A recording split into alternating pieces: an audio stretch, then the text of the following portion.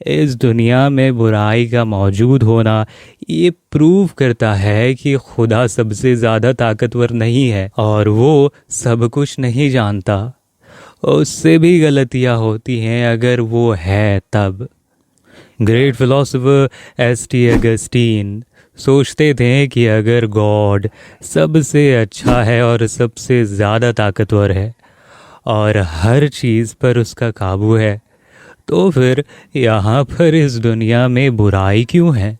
और यही सवाल दुनिया के हर रिलीजन में एक सेंट्रल प्रॉब्लम बनकर रह गया है, जैसे कि जुडाइज़म, इस्लाम, बुद्धिज़्म, हिंदुइज़्म।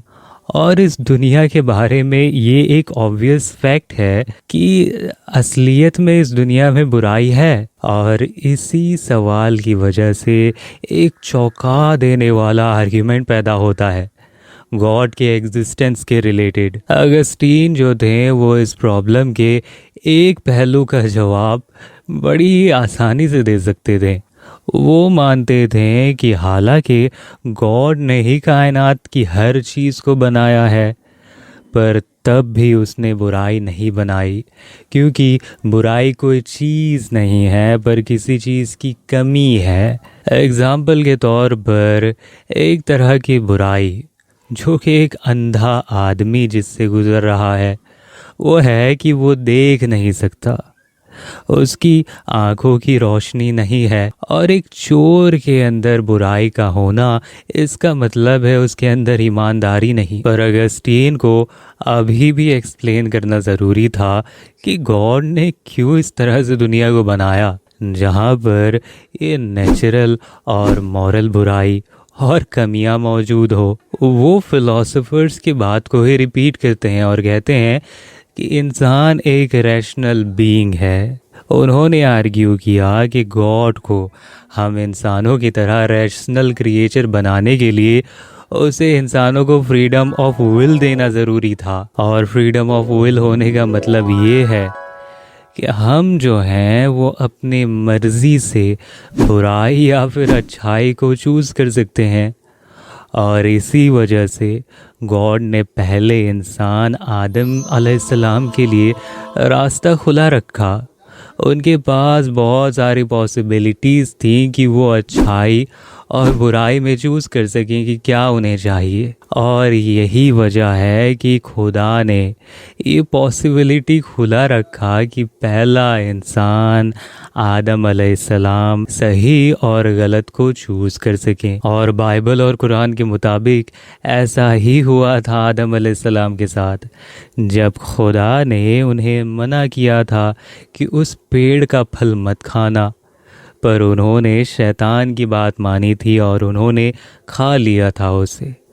और इससे हमें ये पता चलता है कि इंसानों में फ्री विल है, और ये जो बुराई है ये खुदा ने नहीं बनाई है, बल्कि इंसानों को फ्री विल देने की वजह से इंसान चूज़ कर सकता है, चाहे वो बुराई की तरफ जाए या फिर चाहे अच्छाई की तरफ जाए। सही और गलत के बीच इंसानों में फ़र्क करने की एबिलिटी तब ही मुमकिन है जब इंसानों में फ्रीडम ऑफ विल हो या फिर फ्रीडम ऑफ चॉइस, और इसमें कोई चीज़ गलत करने की चॉइस भी शामिल है। अगस्टीन ने इस दुनिया के प्रॉब्लम का सल्यूशन हमें बताया है। वो कहते हैं कि इस दुनिया को एक खूबसूरती के चीज़ की तरह देखने के लिए, मतलब अपने नज़रिए को बदलने के लिए, वो कहते हैं कि इसमें कोई भी शक नहीं है कि इस दुनिया में बुराई है, पर इस दुनिया में बुराई से ज़्यादा अच्छाई है। अगस्टीन के टाइम से बहुत सारे फिलोसोफर्स ने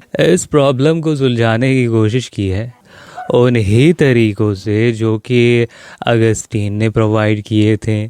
पर उनके बहुत सारे ओपोनेंट्स भी थे। उनमें से एक का नाम था डेविड ह्यूम, और उन्होंने इस आर्ग्यूमेंट की वीकनेसेस को पॉइंट आउट किया। एग्जाम्पल के तौर पर हो सकता है कि बीमारी जो है वो कोई चीज़ की कमी की वजह से हो, पर एक इंसान की तकलीफ जो है वो एकदम रियल है।